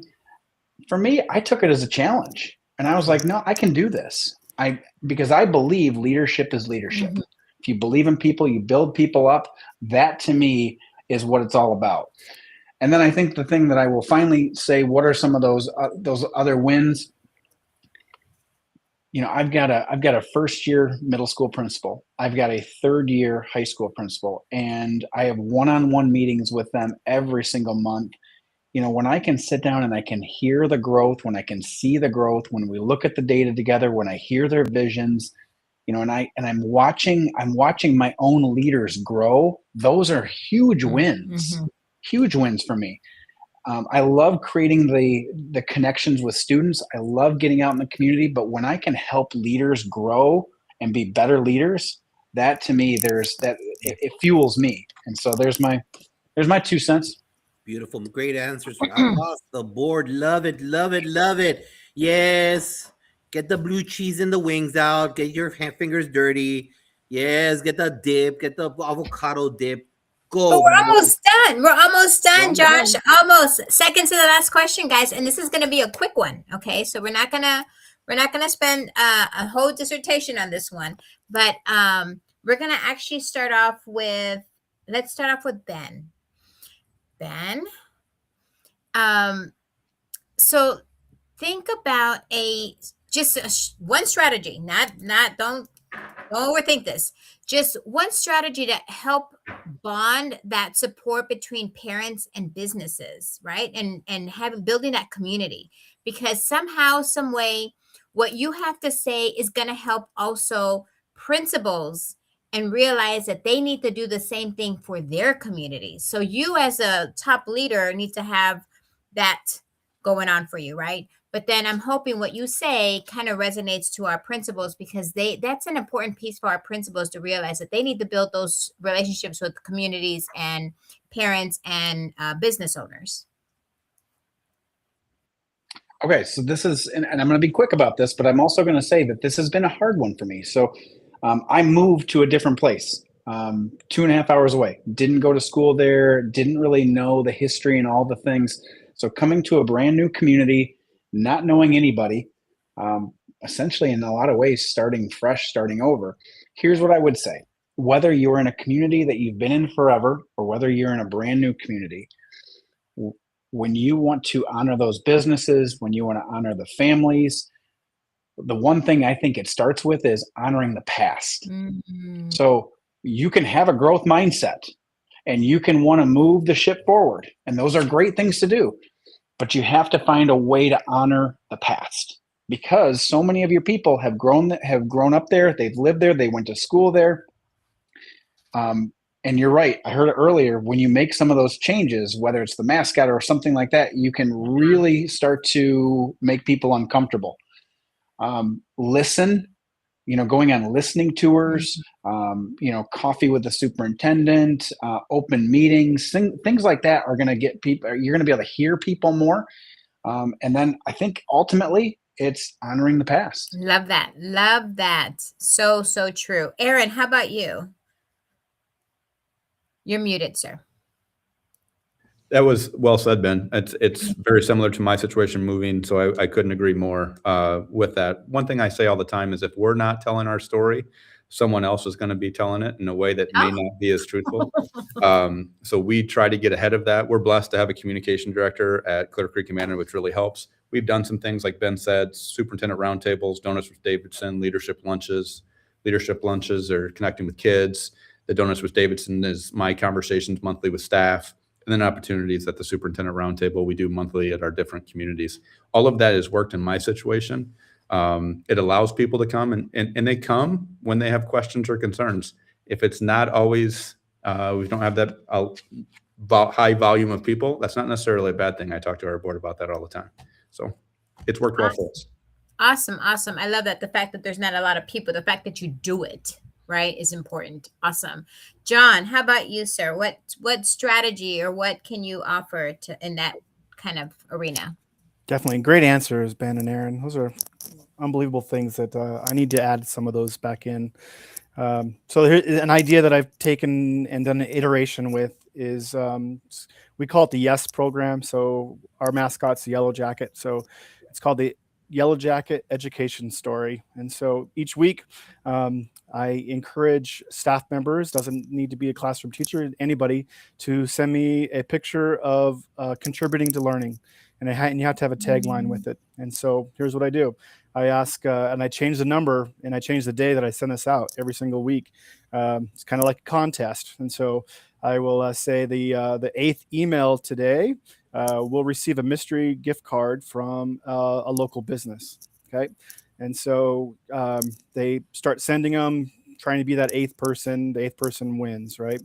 What I do on the other side of this is, for me as a first-year superintendent getting out into the businesses, is I go buy, out of my personal money, I go buy the gift cards, and I go down to the business, ask to meet the business owner, and I tell them what the program is going to be, and I ask them if I can highlight them and their logo for their business when I celebrate this 8th email that gets sent for a gift card, right?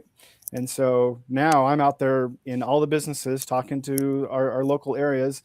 It's been amazing because some of the businesses, as soon as I tell them that I'm buying them, and I don't want anything from them. I didn't ask them to give me a gift card. I'm the one buying it, and it's good tax write-off for me anyway, because I got to spend some money. I might as well spend it on my own community and my own town, right?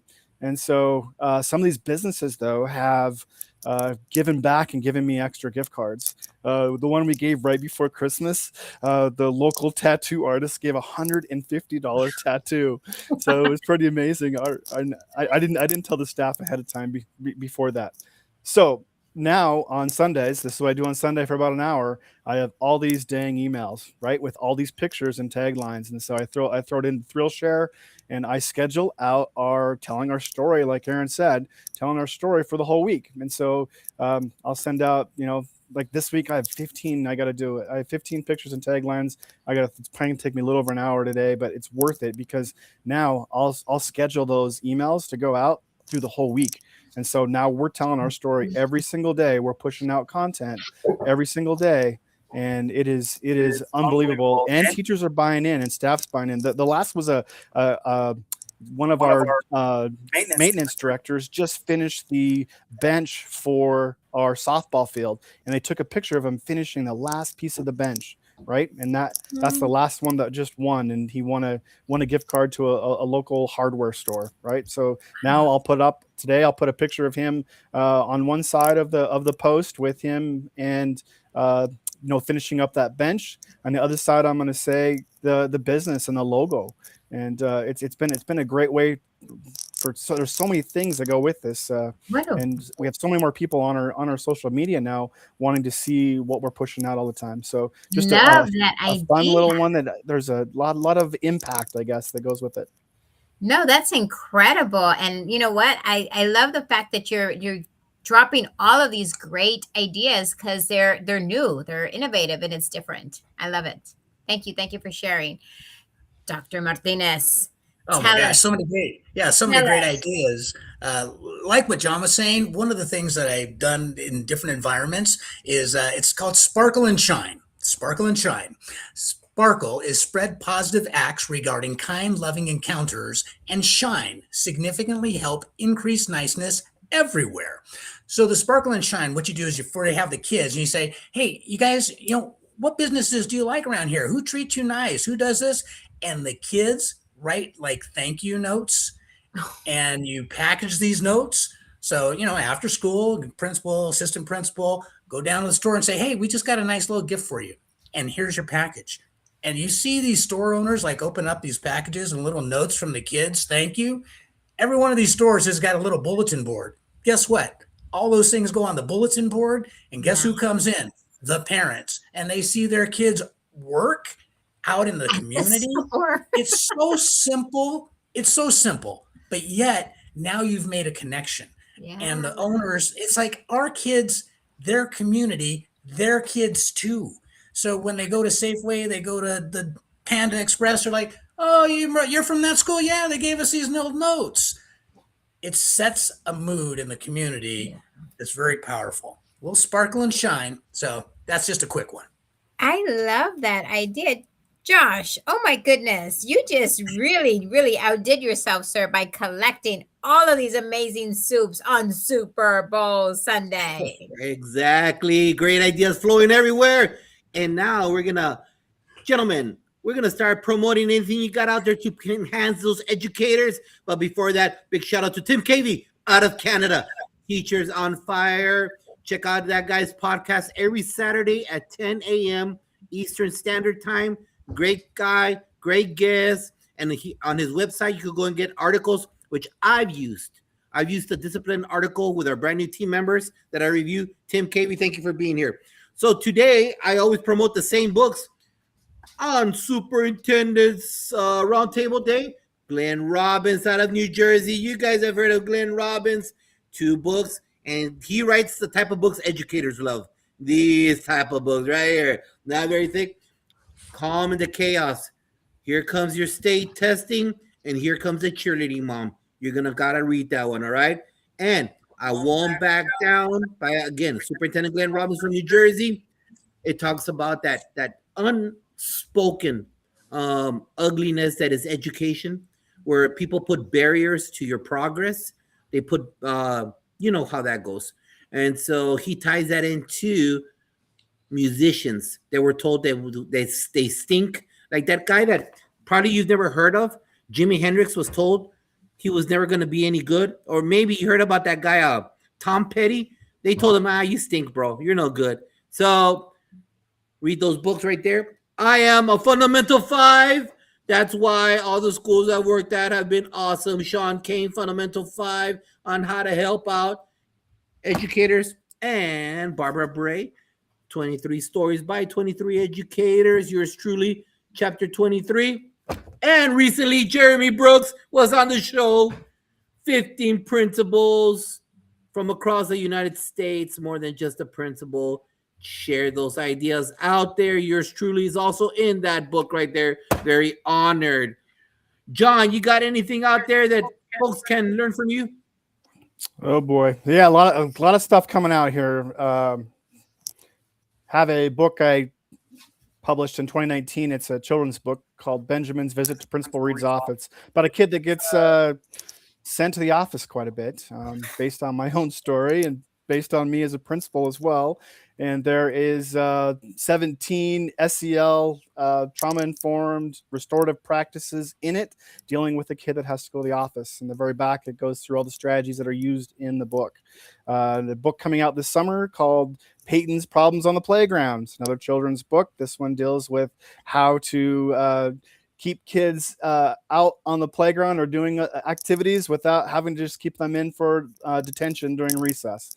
And so that one should be coming out, I think, June or July. The other one I'm with, I think you have Darren Peppard coming on here pretty soon, right? So I have a contract with him. My book is done. It's, I think, should be hopefully getting published this summer, if not early fall. And it's dealing with toxicity. We've kind of had several different titles for it. I don't want to give a title yet until I know for sure.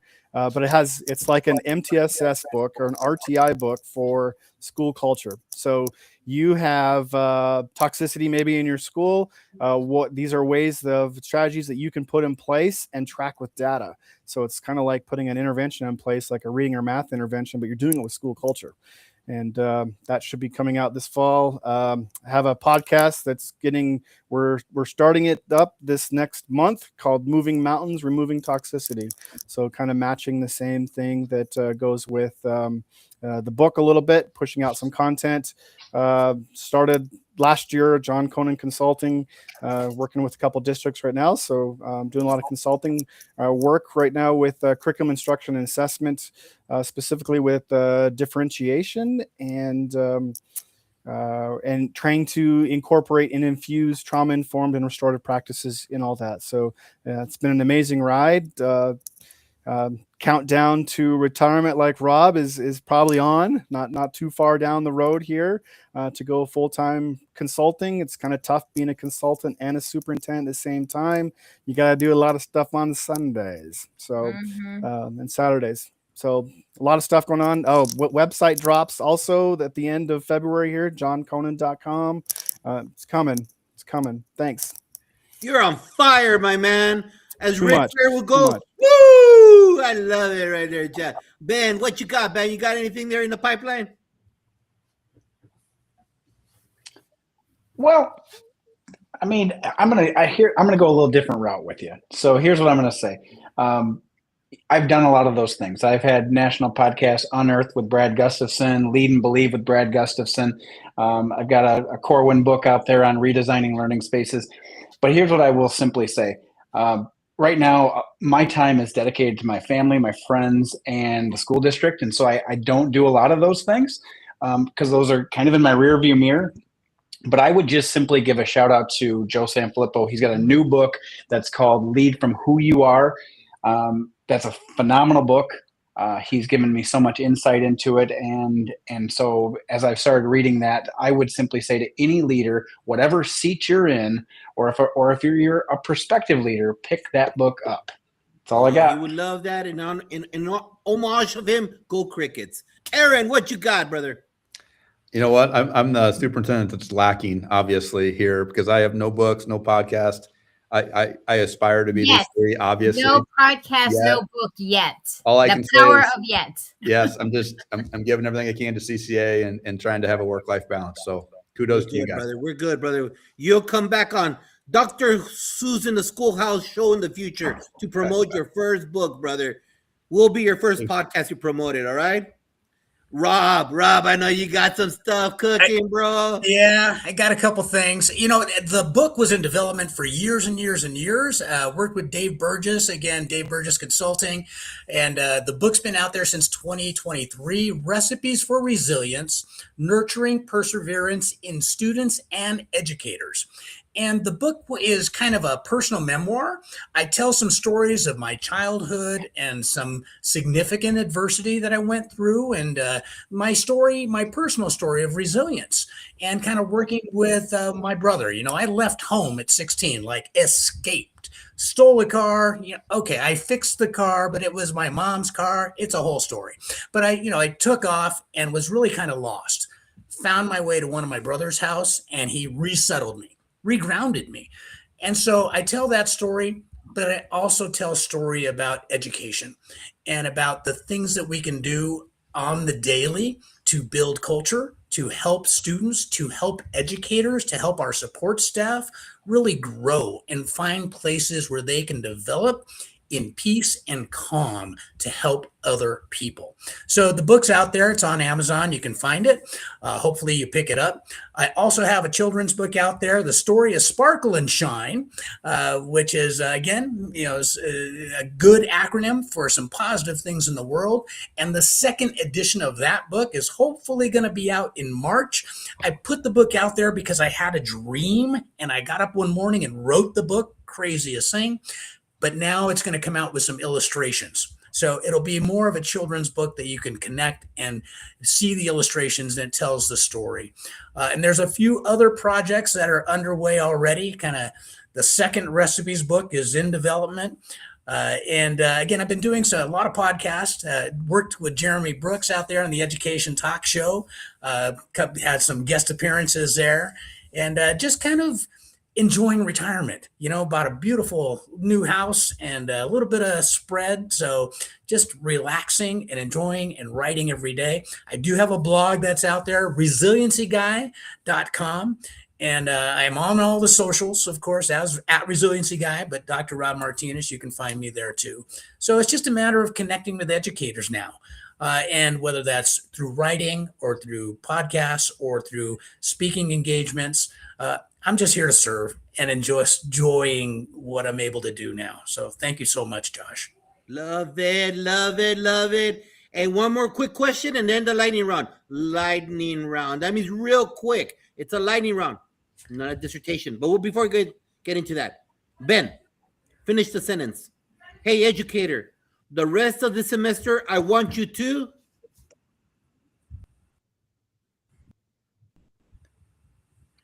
Find balance.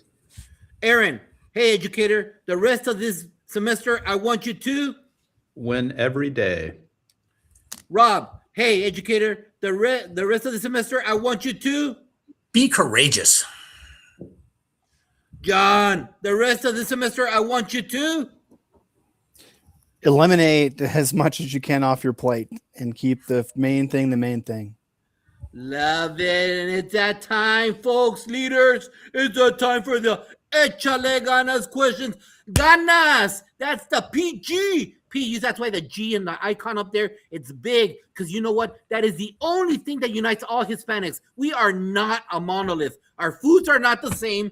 Our words are not the same. The way we talk is not the same. It's all, hold on. We got spam. Before I get into that, let me take out the spam. Yes. All right. And one word unites us all. It doesn't matter if you're from Peru, Argentina, Mexico, Puerto Rico, Cuba. We all use ganas. That's when a grandma yells at her daughter, "Échale ganas, mija." Or a dad, he is at a soccer game and he yells to his son, "Échale ganas, mijo." And that's what we want. We want that spirit, that drive. This is not a long answer thing, guys, except for number 2, all right? I set all of you up for success, all right? Some of our past guests don't want success because they're like, me? Yes, you. All right, here we go. We are going to start out with you, Ron. Quiero que le eches ganas, por favor. Here we go. Ready? Okay. Give advice to a new principal. Stay calm and focus on your people. Read a note, an email, a text from a parent, a colleague, or student that inspired you with their words. A retired superintendent sent me a note. You have carried it well on my retirement. Send some flowers to an active colleague who inspires you. Carrie Wells was my previous director and now an assistant superintendent in the Brentwood Unified School District. Name one person the audience should follow on social media. Dr. Adolph Brown, Doc Speaks. What would you prefer? Visiting the pyramids in Egypt, the Moai in Easter Island, or the Pink Beach in Indonesia? The Moai. I believe the statues are the protectors of the culture. Tell the audience who your favorite singer is and what is the favorite song. Andy Grammer, Don't Give Up on Me. Fantastic song. Which book changed your life, sir? Roland Barthes' Learning by Heart. Which is the best Arnold movie? Twins. How can the audience get a hold of you, senor? At Resiliency Guy. Find me everywhere. Aaron, échale ganas. Here we go, Aaron. Give advice to a new principal. Establish your core beliefs of leadership, and just remember, you get what you create and what you allow. Read a note, an email, a text from a parent, a colleague, or student that inspired you with their words. Yeah, it was a note from one of the building principals in my previous districts. He just said, "I use your ideas and concepts and strategies daily. Thank you for making me better."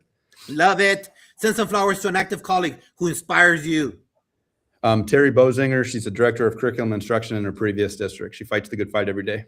Love it. Name one person the audience should follow on social media.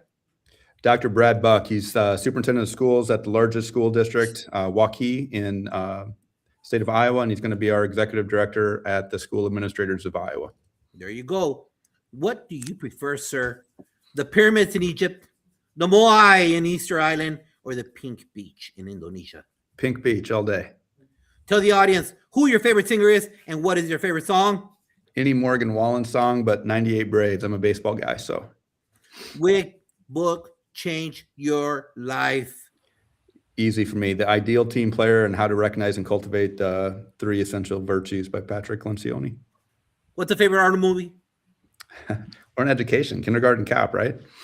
Oh, And how can people reach out to you, senor, and say, I need to learn from you? Well, I mean, my ex is probably easiest, direct message on Facebook or through my school email.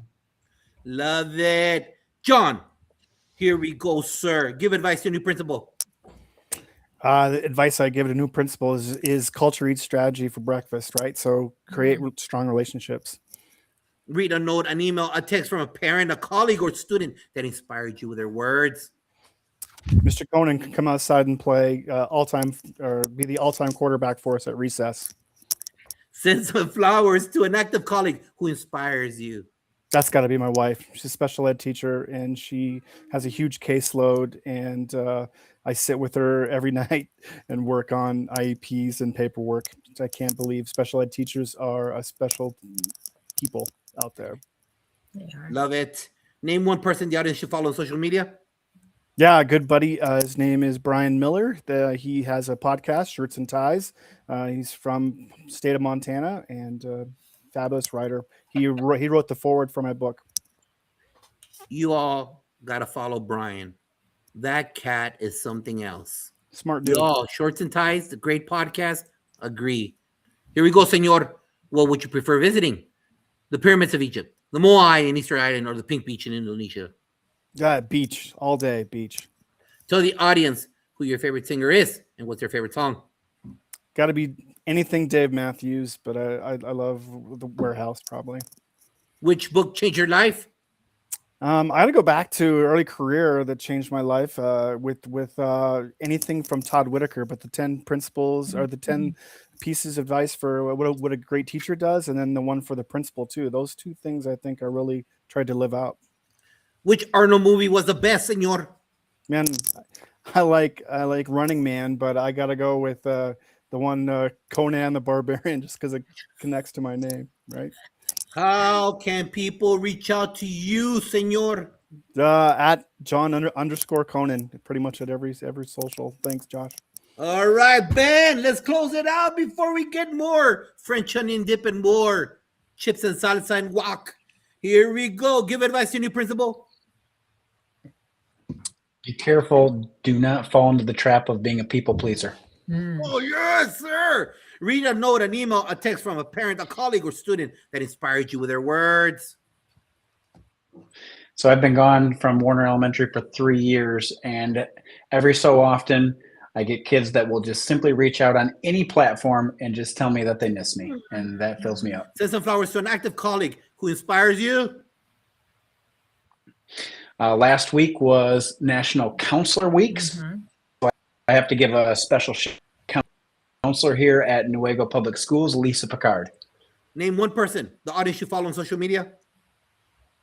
I'm going to go with the ninja, Tech Ninja Todd Nesloni. He'll be on the show soon. What would you prefer visiting, sir? The pyramids of Egypt, the Moai in Easter Island, or the Pink Beach in Indonesia? Give me a deserted island all day long. Tell the audience who your favorite singer is and what their favorite song is. I listened to a little bit of everything, but I like Alex Warren, Ordinary. Which book changed your life? This is a good one. The Second Mountain by David Brooks. Oh, okay. Which is the best Arnold movie, senor? Kindergarten Cop. And how can people get a hold of you? On most social medias, I would be at Benjamin Gilpin. And I think on TikTok, it's ben.gilpin. So not very hard to find if you're looking for me. Love it. Thank you, panel, for being here. Appreciate it on a Super Bowl Sunday with superintendents all over. We really appreciate you. And remember, everybody, you're not alone, like it was said before. We repeated it here on this podcast, left and right. You're not alone. This thing right here, people blame it for a lot of stuff. No, this is how you can connect. I connected with some of these guests using this, and they brought the knowledge, because you know that Maine, Iowa, Nebraska, Wyoming, we're all broke. We don't got money to be sending 5 people to a national conference anymore. That is done, those days. But this right here, baby, is there for you, free. The Fantastic Four. It's free PD for you. It's up to you whether or not you want to be alone, but you've got all of these resources. You've got 4 superintendents using almost 2 hours of their life, sharing knowledge, nuggets of success that they're experiencing every single last day, and it's all free for you. So please make sure, learn from them, write it down, listen to it. That's why it's important that you like and share. I can guarantee you one thing. I make zero money from this, but you know what? You get the wealth, you gain the experience, and most importantly, the knowledge, the lived knowledge of all of these superintendents. So please make sure that you like and share it, and be with us, be part of the Fantastic Four. And next week, yes, sir, someone mentioned it, 2 shows back to back, the North Carolina Middle School Conference. We will have Darren Peppard, Charlie Peck, Josh Stamper, and Freebird McKinney here, and then another 4 presenters for that conference. It is one of the best. Soups, just so you know, it is one of the best I've been. And I've been at a lot of national conferences, and NCMLE is on fire. Plus, this is on fire. Thanks to all of you. Soups, say goodbye to everybody. Don't hang up. Don't hang up. Thank you for being here. Go whoever you want to go for. Washington is out, so I don't care. Peace.